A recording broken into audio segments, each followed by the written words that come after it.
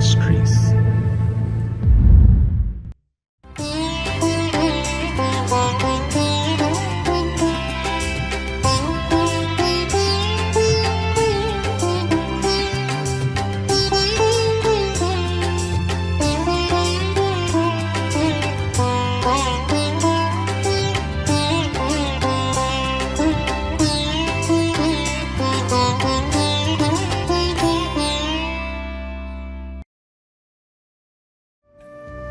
கர்த்தருடைய பரிசுத்த நாமம் மகிமைப்படுவதாக. கிறிஸ்துவுக்குள் மிகவும் பிரியமானவர்களே, மகிழ்ச்சிகரமான இந்த 3வது மாதத்தின் முதல் நாளிலே காட் கூசிஸ் மினிஸ்ட்ரி சார்பாக தேவனாகிய கர்த்தர் உங்களையும் உங்கள் குடும்பங்களையும் உங்கள் ஊழியங்களையும் ஆசீர்வதிப்பாராக. தேவனாகிய கர்த்தர் இந்த மாதத்திலே உங்கள் முன்பாக சென்று எல்லா தடைகளையும் அகற்றுவார் என்று விசுவாசித்து அதை உறுதிப்படுத்துகிறேன். தேவனுடைய கிருபையும் சமாதானமும் பாதுகாப்பும் தயவும் உங்களோடு இருக்க வாழ்த்துகிறேன். இந்த மாதத்திலே தேவனாகிய கர்த்தர் நமக்கு முன்பாக சென்று சகல தடைகளையும் நீக்கி நாம் ஜெயம் கொள்ளும்படியாக, நாம் கர்த்தருக்குள் மகிழ்ந்திருக்கும்படியாக அவர் நமக்கு உதவி செய்வார். தொடர்ந்து தேவனுடைய நாமத்தை எல்லா சூழ்நிலைகளிலும் துதிக்கவும் ஸ்தோத்தரிக்கவும் உங்களை ஒப்பு கொடுங்கள். அவருடைய இரக்கம் பெரியது. தொடர்ந்து அவர் உங்களை நடத்த உண்மையுள்ளவராயிருக்கிறார். தேவனாகிய கர்த்தர் உங்களையும் உங்கள் குடும்பங்களையும் ஆசீர்வதிப்பாராக. ஆமென்.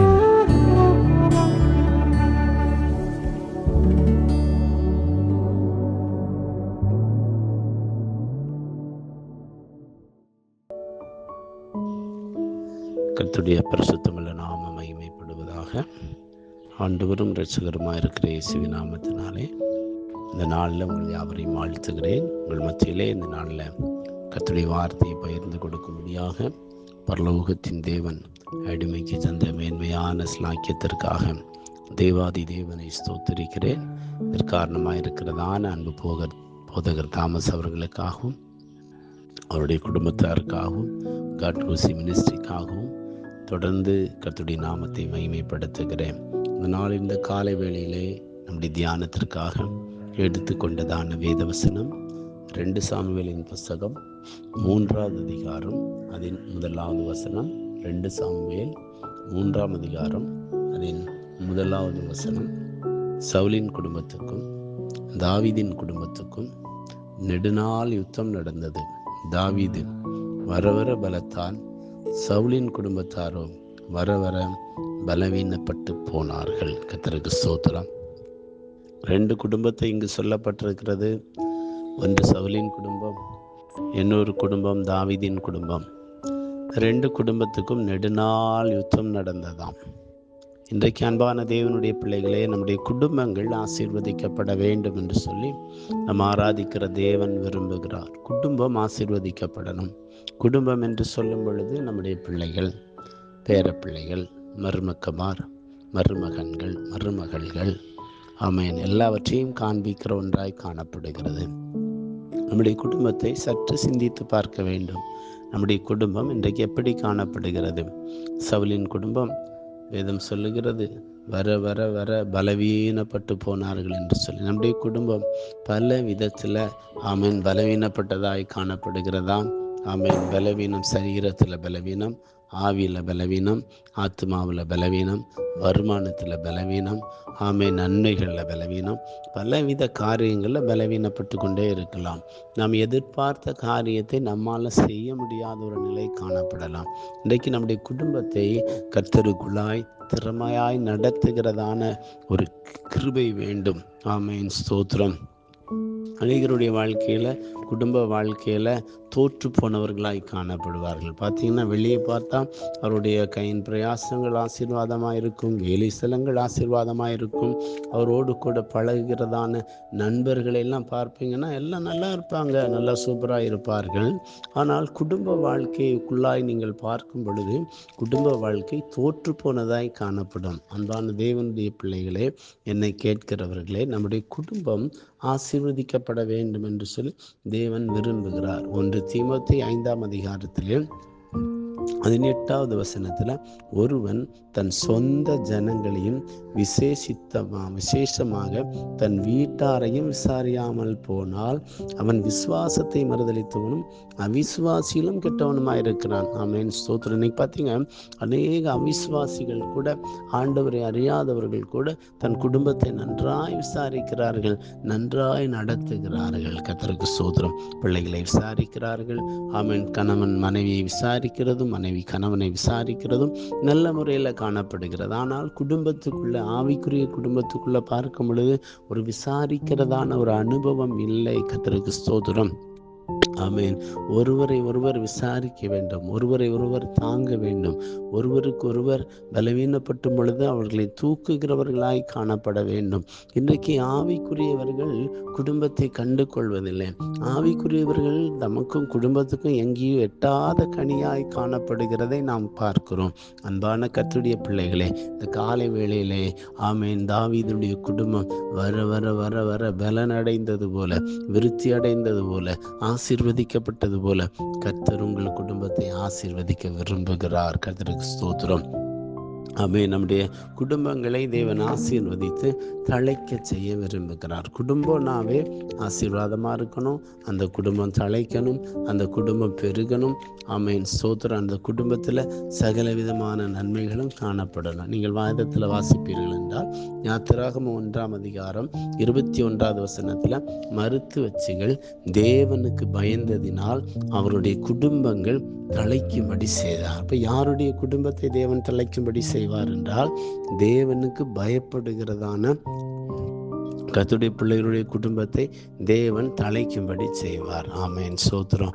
உங்கள் குடும்பம் தழைக்க வேண்டும், உங்கள் குடும்பம் மேன்மைப்பட வேண்டும், உங்கள் குடும்பம் உயர்த்தப்பட வேண்டும், உங்கள் குடும்பம் ஆசீர்வதிக்கப்பட வேண்டும் என்று சொல்லி தேவன் விரும்புகிறார். இங்கு எகிப்தில் காணப்பட்டதான மருத்துவச்சிகளை குறித்து சொல்லப்பட்டிருக்கிறது.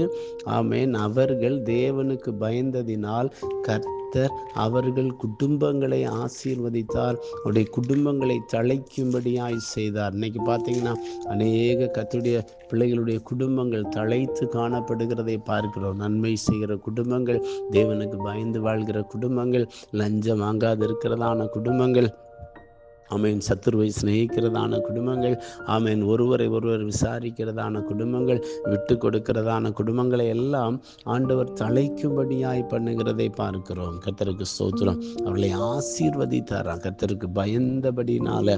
ஆமென். சங்கீதம் 115:11 சொல்லுகிறது, கர்த்தருக்கு பயப்படுகிறவர்களே கர்த்தரை துதியுங்கள் என்று சொல்லியிருக்கிறார்.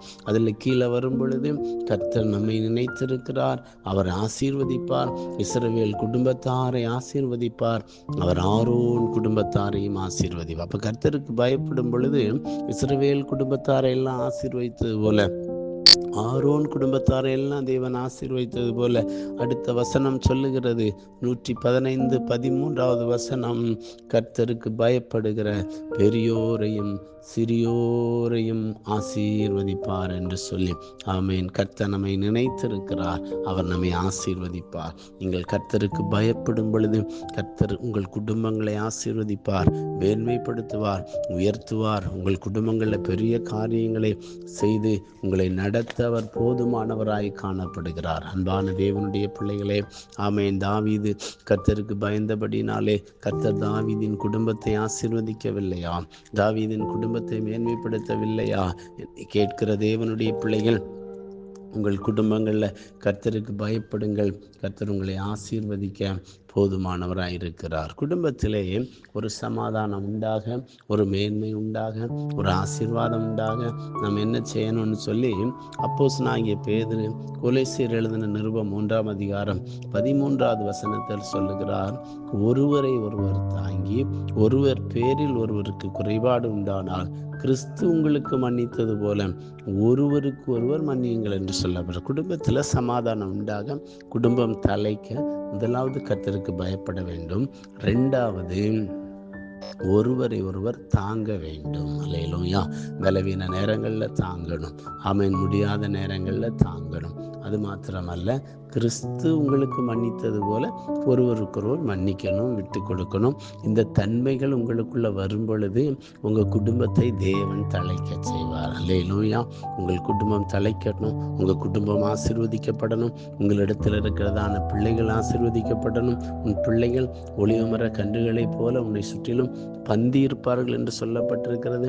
ஆமேன். கர்த்தர் உங்களை ஆசீர்வதிக்க விரும்புகிறார், மேன்மைப்படுத்த விரும்புகிறார். கர்த்தர் உங்கள் வாழ்க்கையில் பெரிய காரியங்களை செய்து ஆமேன் உங்கள் வாழ்க்கையில் மகிமையான கிரியைகளை செய்ய விரும்புகிறார். அதற்கு தேவனாய் கர்த்தருடைய பாதத்தில் உங்களை முழுவதுமாய் ஒப்பு கொடுக்க வேண்டும். ஒப்பு கொடுக்கும் பொழுது கர்த்தர் ஆசீர்வதிப்பார். ஒப்பு கொடுக்கும் பொழுது கர்த்தர் பெரிய காரியங்களை செய்து உங்களை மேன்மைப்படுத்த உயர்த்த அவர் போதுமானவராய் காணப்படுகிறார். என்னை கேட்கிறதான கர்த்தருடைய பிள்ளைகளே, இதுவரை உங்கள் குடும்பத்தில் மேன்மை இல்லையா? இதுவரை உங்கள் குடும்பத்தில் உயர்வு இல்லையா? இதுவரை உங்கள் குடும்பத்தில் எந்த விதமான நன்மையும் அனுபவிக்க முடியவில்லையா? இந்த காலை வேளையிலே தேவ சமூகத்தில் ஒப்பு கொடுப்பீர்களா? அர்ப்பணிப்பீர்களா?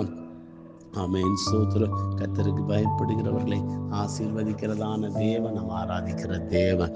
ஆமென். ஸ்தோத்திரம். பயப்படுங்கள், கர்த்தர் உங்களை ஆசீர்வதிப்பார். ஒரே ஒரு வசனத்தை சொல்லி நான் முடிக்க ஆசைப்படுகிறேன். ஆமென். ஸ்தோத்திரம். லூக்கா எழுதின சுவிசேஷம் 13ஆம் அதிகாரம் 10-11 வசனங்கள். ஒரு ஓய்வு நாளில் அவர் ஜெபாலயத்தில் போதகம் பண்ணி கொண்டிருந்தார். அப்பொழுது 18 வருஷமாய் பலவீனப்படுத்தும் ஆவியை கொண்டு ஒரு ஸ்திரீ அங்கே இருந்தால். அவள் எவ்வளவும் நிமிரக்கூடாத கூனியாய் இருந்தாள். ஆமென். இங்கு சொல்லப்பட்டிருக்கிறது பலவீனப்படுத்துகிறதான ஒரு ஆவி. குடும்பத்தை பலவிதமான ஆவிகள் இன்றைக்கு பலவீனப்படுத்தி கொண்டிருக்கிறது.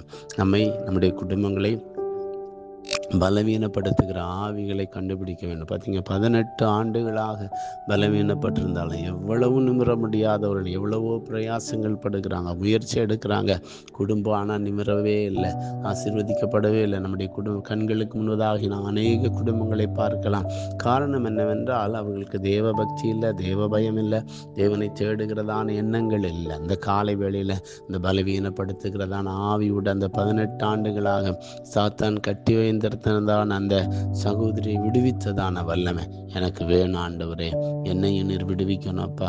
18 ஆண்டுகளாக சபைக்கு போறாங்க, 18 ஆண்டுகளாக ஆராதிக்கிறாங்க, 18 ஆண்டுகளாச்சு ஆண்டவரை அறிந்து கொண்டு, ஆனால் என் குடும்பத்தில் மேன்மை இல்லை.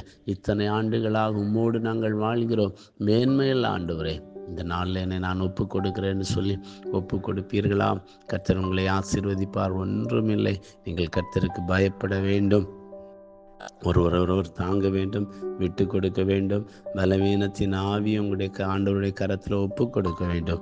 கர்த்தர் உங்கள் வாழ்க்கையில் பெரிய காரியங்களை செய்வார். நான் உங்களுக்கு ஜெபிக்கிறேன். உங்கள் சர்வ வல்லமுள்ள தேவனை பரிசுத்த பிதாவே, இந்த நாளில் எங்களோடு பேசின நல்ல வார்த்தைகளுக்காய் ஸ்தோத்திரம் ஆண்டவரே. நாங்கள் குடும்பமாய் ஆசீர்வதிக்கப்படுவதற்கு என்ன செய்ய வேண்டும் என்று சொல்லி சொன்னீர். தாவீதுடைய குடும்பம் வர வர வர வர வர ஆசீர்வதிக்கப்பட்டது போல எங்கள் குடும்பம் வர வர வர ஆசீர்வதிக்கப்படணும். குடும்பத்தை, பொருளாதாரத்தை சீரழிக்கிற சரீர பலத்தை சீரழிக்கிற பொல்லாத ஆவிகளின் வல்லமைகள் மாறணும்.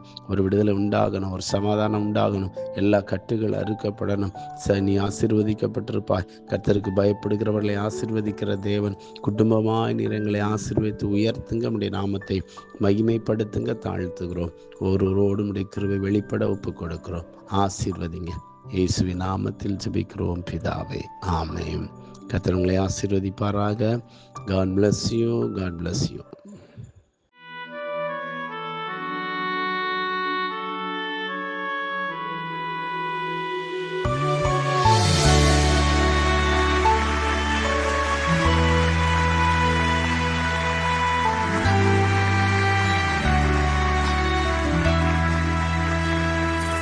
ஆவியானவரே, ஆவியானவரே, உந்தன் வல்லமையை ஊற்றுமையா.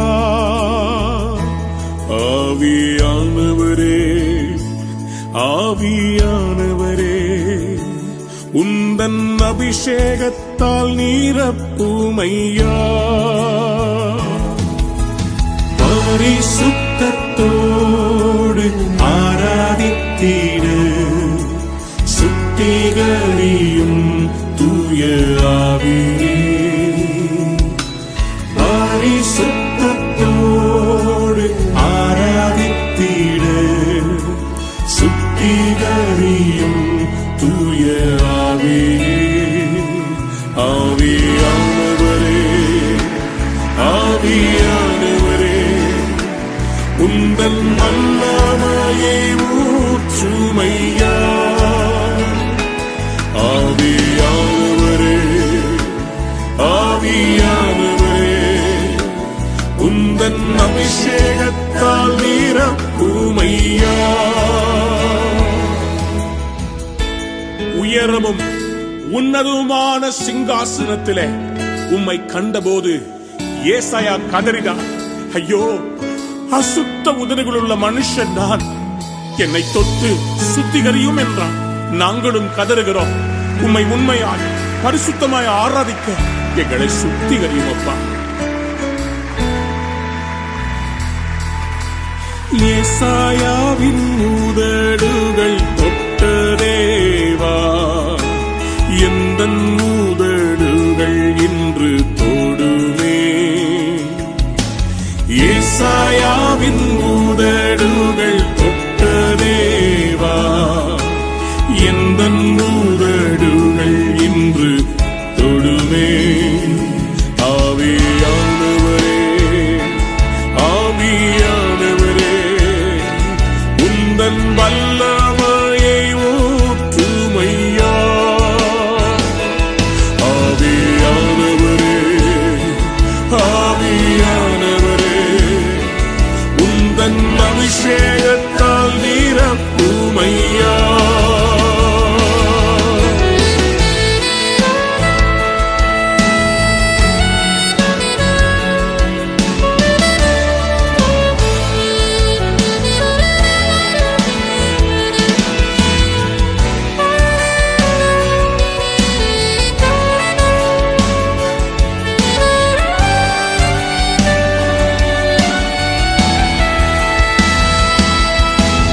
அக்கினியின் நாவுகள் இறங்கட்டுமே, வல்லமையாய் ஊழியம் நான் செய்திட.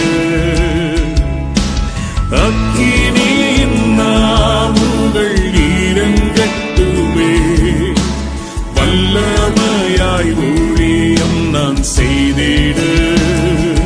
ஆவியானவரே, ஆவியானவரே, உந்தன் வல்லமையை ஊற்றுமையா. ஆவியானவரே, அப்பா, ஆவியானவரே, உந்தன் அபிஷேகத்தால் நிரப்புமையா. ரூவாக் காற்றே, ரூவாக் காற்றே, சுவாசக் காற்றே, என்னை உயிர்ப்பியுமே. ரூவாக் காற்றே, ரூவாக் காற்றே, சுவாசக் காற்றே, என்னை உயிர்ப்பியுமே. ஆவியானவரே, ஆவியானவரே, உந்தன் வல்லமையை ஊற்றுமையா. ஆவியானவரே, ஆவியானவரே, உந்தன் அபிஷேகத்தால் நிரப்புமையா. மாம்சமான யாவர் மேலும் என் ஆவியை ஊற்றுவேன் என்று சொன்னீரே, உம்முடைய வல்லமையை ஊற்றுவீராக, எழுப்புதல் அக்கினியை ஊற்றுவீராக. சிறுவர்கள் தீர்க்கதரிசனம் உரைக்கட்டும், வாலிபர்கள் தரிசனங்களை காணட்டும். என் தேசத்தில் ஒரு எழுப்புதல் வெடிக்கும்படி உம்முடைய அக்கினியை ஊற்றுவீராக. Pour out your revival, Lord. அக்கினியை ஊற்றுங்கப்பா, எழுப்புதலை தாங்கப்பா. Daddy. Yes, Lord. Yes, Jesus. Amen. Amen. Come on, church. சேர்ந்து கைகளை தட்டி பிரகடனப்படுத்த போகிறோம். சபையை கட்டுவேன் என்று சொன்னவர் எங்கள் சபையை கட்டுவா.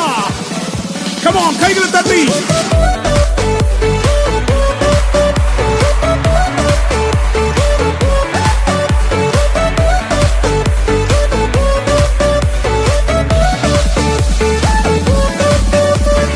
இந்த கல்லின் மேல் என் சபையை கட்டுவேன், பாதாளத்தின் வாசல் அதை மேற்கொள்ளாதே.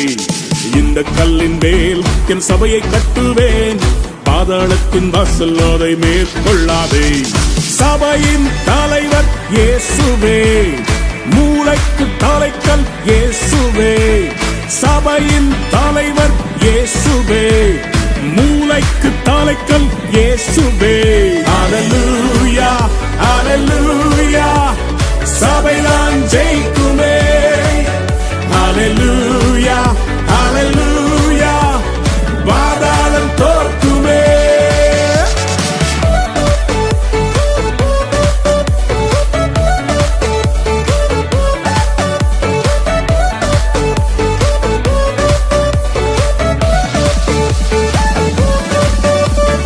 ரத்தம் சிந்தி மீட்கப்பட்ட சபை இதுவே, சுத்தம் பெற கிறிஸ்து தந்த ஸ்தலம் இதுவே. ரத்தம் சிந்தி மீட்கப்பட்ட சபை இதுவே, சுத்தம் பெற கிறிஸ்து தந்த ஸ்தலம் இதுவே. சபைகளில் நிலை நாட்டினி, புது மனிதனாய் என்னை மாற்றினி, வாழ்க்கையை செழிப்பாக்கினி, கிருபையால் உயர்த்தினி, என்னை கிருபையால் உயர்த்தினி. இந்த கல்லின் மேல் என் சபையை கட்டுவேன், பாதாளத்தின் வாசல் அதை மேற்கொள்ளாதே. இந்த கல்லின் மேல் என் சபையை கட்டுவேன், பாதாளத்தின் வாசல் அதை மேற்கொள்ளாதே.